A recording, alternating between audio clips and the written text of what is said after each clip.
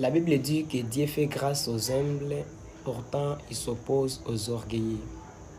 L'humilité est une chose qui amène la bénédiction dans la vie, surtout dans les cas spirituels.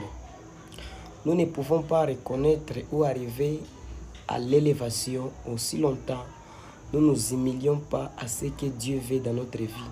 Ce que Dieu veut, la volonté de Dieu, marche sous l'obéissance à la parole de Dieu. Et j'ai un exemple que je peux donner de l'humilité. Et c'est comme un jeune homme qui part se fiancer à une jeune fille avec comme objectif de se marier un jour. Mais le jeune homme a ses principes qu'il donne à la jeune fille. S'ils se captent ou s'ils se comprennent, ils finiront par finir leur vie ensemble. Mais aussi longtemps que l'un ou l'autre ne parvient pas à se conformer aux principes, ils ne vont pas marcher ensemble. Surtout chez les femmes, si la femme ne parvient pas à marcher aux principes du jeune homme, le jeune homme sera déçu et il finira par rejeter la jeune fille. Pourquoi j'amène cet exemple ici? Parce que dans la vie courante, on peut s'engager dans une relation.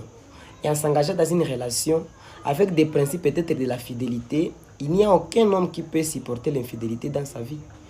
Et quand il va maintenant observer ou remarquer que la fille est infidèle à lui, l'homme va décider ou juger bon de rompre la relation avec la jeune fille.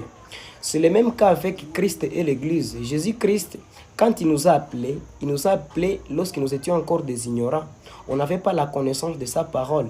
Mais avec les versets de l'humilité qui élève et l'orgueil qui rabaisse, Jésus-Christ veut que nous soyons humbles devant sa parole, devant la prédication que nous pouvons écouter ou entendre. Jésus-Christ veut que nous puissions vivre cette prédication et non écouter et que cette parole s'arrête seulement sur l'effet de l'écoute, mais que cette parole soit mise en pratique.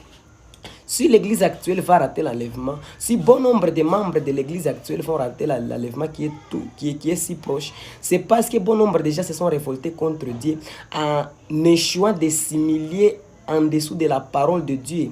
On ne peut pas parvenir à faire la volonté de Dieu aussi longtemps nous rejetons ce que Dieu veut dans notre vie. Ce que Dieu veut dans notre vie est que nous puissions obéir à toute la parole. Parce qu'aujourd'hui, ce qui tue les gens est qu'il y a des églises ou des communautés qui ont pris 80% de la parole et prêché au peuple. Mais ils ont rejeté les 20%. Alors que dans ces 20%-là, il y a aussi la perdition qui peut te surprendre. Le diable peut t'accuser seulement parce que tu as fait quoi? Tu as rejeté la parole de Dieu. Par exemple, on t'a appris que commettre l'impudicité est un péché. On t'a appris que faire la sorcellerie est un péché. Bien sûr que même les païens savent cela. Mais